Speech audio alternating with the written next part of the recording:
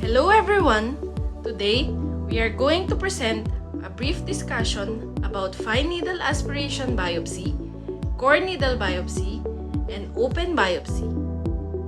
Biopsy is a procedure in which tissue samples are removed from the body by a needle or during surgery for examination under microscope to determine if cancer or other abnormal cells are present.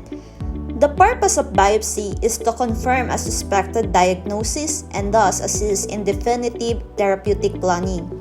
Which procedures to use will often be determined by the goals for the case, site of mass, equipment available, general status of the patient, personal preference, and experience. The procedure. A breast biopsy usually is performed to determine if an abnormal area or lump in your breast is cancerous or not. In this procedure, a tissue sample of the area of concern is removed so it can be examined by a pathologist. Breast biopsy may involve one of three main techniques: fine needle aspiration biopsy, core needle biopsy, or surgical or open biopsy. Your doctor will choose the technique that best fits your condition. During a fine needle aspiration biopsy, your doctor will insert a needle into your breast. Some form of guidance such as an ultrasound probe will be used to guide the needle into the correct area. Then, fluid or a small sample of tissue will be removed. While a core needle biopsy is done to remove several small pieces of tissue or cores of tissue from the breast, it may be guided using one of several techniques. First is the stereotactic core needle biopsy. During this procedure, you will lie face down on a table with your breast positioned in a hole in the table. Your doctor will inject a local anesthetic to numb the area. Then, using a digital mammogram as a guide, your doctor will insert a hollow needle into the area of concern and several small pieces of tissues will be removed for examination. Another type is the ultrasound-guided core needle biopsy. In this procedure, your doctor will use an ultrasound probe to locate the area of concern. A hollow needle will be inserted to remove several cores of tissue. Fine needle aspiration and core needle biopsies involve removing small samples of fluid or tissue using a needle. However, if an area of concern detected by mammogram or ultrasound is not accessible by both fine or core needle biopsies, or if your doctor deems that it is better to remove the entire area, a surgical biopsy may be recommended. A surgical biopsy is done in an operating room using two techniques: excisional biopsy and incisional biopsy. During excisional biopsy, your surgeon will make an incision in the breast and remove the entire mass. At the end of the procedure, the incision will be closed. Your surgeon will perform an incisional biopsy if only a small part of the area of concern needs to be removed, usually to make a diagnosis. And at the end of the procedure, the incision will be closed. If the abnormality cannot be felt, a needle localization will be used to mark the location of area of concern. During this procedure, your radiologist will insert a hook wire into the breast through a needle under mammogram or ultrasound guidance in order to mark the area. The needle will be removed, but the wire will stay in place. You will then go to the operating room where your surgeon will make an incision in the breast. He or she will follow the wire to locate the targeted area, then remove it. An X-ray of your breast will be taken to make sure the targeted area has been removed. Then your surgeon will close the incision. Indications of biopsy. Fine needle aspiration biopsy may be used for cysts or cells obtained from solid tumors or enlarged lymph nodes, for example, colloid adenomatous thyroid nodules and cervical adenopathies. Core needle aspiration biopsy is indicated for suspicious breast mass and soft tissue tumors. On the other hand, open biopsy is indicated for large breast lesions, lipoma, sebaceous cyst, and soft tissue masses.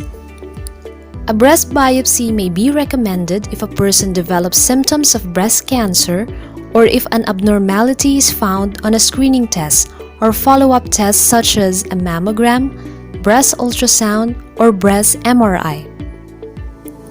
Symptoms of breast cancer that may call for a biopsy include a breast lump, breast dimpling, skin thickening on the breast, nipple changes such as a retracted nipple, nipple discharge, a red rash or sores on the breast, enlarging veins on the breast, a change in size, shape, or weight of a breast, and an enlarged lymph node in the armpit. Findings on imaging tests that may suggest the need for a biopsy include but are not limited to the presence of microcalcifications or a spindle-shaped mass on mammogram, a solid or partly solid lump on breast ultrasound, and a mass with irregular borders on a breast MRI. Fine needle aspiration biopsy or FNAB is widely accepted as an initial diagnostic tool for almost all body lesions, benign or malignant. It is employed as a diagnostic for mammographic abnormality or palpable breast lesions. It is also therapeutic for large, symptomatic, display vegetations or imaging abnormalities. Core needle biopsy may be used for lesions that are equivocal, benign or malignant on previous FNAB. It is also used for impalpable, very small or calcified breast lesions. If the cells in question can't be accessed with other biopsy procedures, or if other biopsy results have been inconclusive, a surgical biopsy is often recommended. FNAB is recommended for thyroid nodules larger than 10 mm unless patients have high-risk factors or suspicious ultrasound features. Nodules that are more than 5 mm with suspicious ultrasound features in high-risk patients are similarly advised to have FNAB. High-risk factors include a history of thyroid cancer in one or more first-degree relatives, a history of exposure to external beam radiation or ionizing radiation in childhood or adolescence, prior hemithyroidectomy with discovery of thyroid cancer, fluorodeoxyglucose avidity on PET scanning, multiple endocrine neoplasia 2 or familial medullary thyroid cancer associated RET proto-oncogene mutation, or calcitonin levels greater than 100 picogram per milliliter. Ultrasound features include microcalcifications, hypoechogenicity, irregular borders, and taller than wide shape. Nodule growth is defined when a nodule shows more than 50% increase in volume or a 20% increase in at least two nodule dimensions with a minimal increase of 2 mm in solid or in the solid portion of mixed nodules. Good day everyone, I am Derrick and I will share to you the preparation prior to a biopsy procedure. First, you should inform the doctor if you are taking medication such as aspirin and other vitamins, supplements, or herbal remedies. It can cause blood to become thin or interfere with its ability to clot. Some herbal supplements may cause a negative reaction to anesthesia. Second, do not eat or drink 8 hours prior to the procedure to prevent nausea or food or fluid from getting to the lungs. Lastly, be sure to have someone to take you home. Anesthesia and pain medication will make it unsafe for you to drive or get home on your own. Here are the factors to consider in choosing what biopsy procedure to have or appropriate based on the presentation of the lesion. we have fine needle aspiration biopsy, core needle biopsy, and open biopsy. First, we have to know the advantages of fine needle aspiration biopsy.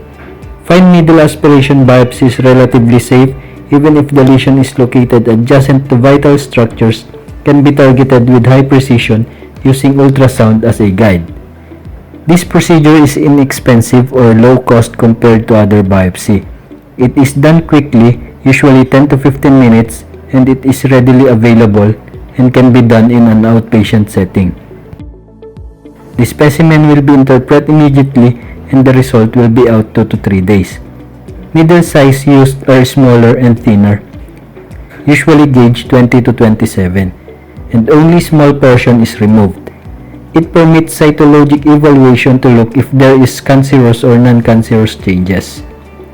For the disadvantages of fine needle aspiration biopsy is that the specimen cannot be used for further or additional study, with limited ability to specifically diagnose a benign lesion, and it has a lower accuracy.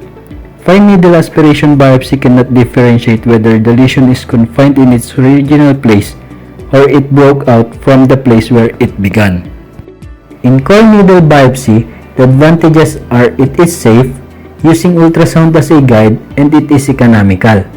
And it is the most preferred procedure when in suspicion of breast cancer, for it removes and acquires more breast tissue. This procedure can be done in an outpatient setting. The specimen that acquired is sufficient for diagnostic test and for additional study. Compared to fine needle aspiration biopsy, it has more diagnostic ability and thus has strong ability to specifically diagnose a benign lesion. And it can differentiate if the lesion is in its original place or it broke out from its original place where it began.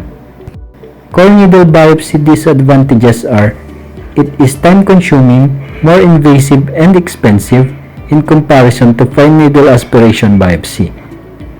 Results are not interpreted immediately and it will be out 7 to 10 days. And also, it introduces sampling error. For example, specimen findings is a typical ductal hyperplasia, but upon excision biopsy are found to have carcinoma. And it is about 19% to 44%. Open biopsy. Advantages. It provides more tissue for histologic evaluation, high accuracy. Disadvantages. Operative procedure. Use of local or regional anesthesia, usually done in hospital setting. Types of open biopsy. Incisional open biopsy. Advantages. Remove only part of the abnormal area. Recommended when core needle aspiration biopsy cannot produce adequate tissue or is non-diagnostic. Done in cases with high malignancy suspicion. Used in a hard-to-excise large lesion. Disadvantages. May increase risk of metastasis of malignant lesion. Avoided in vascular cases, which may cause profuse bleeding. Excisional open biopsy. Advantages. Removes the entire tumor or abnormal area. It can be both diagnostic and therapeutic. Disadvantages. The most invasive of all the biopsy techniques. This biopsy usually produces a scar. The wound may need to be stitched closed or skin graft may be needed. Difficult to perform in a very large lesions. Avoided in cases with high malignancy suspicion. Post-operative teaching. Take-home advices. Take pain reliever to ease the pain and swelling. Keep the wound clean and dry for 48 hours. Walking is possible but should be minimized. Activity should gradually be resumed following the procedure. Vigorous activity or sport should be avoided for the first few days and resume cautiously. Advise the patient when to expect the result. When to seek consult. If there is marked swelling and discomfort of the whole muscle, because some bruising is common and can be ignored. If the biopsy site is still painful more than 3 days, or the pain relief does not work. If the biopsy site is red or angry looking. If there is persistent oozing from the biopsy site. If you develop a high temperature. A good saying, a chance to cut is a chance to cure. Thank you.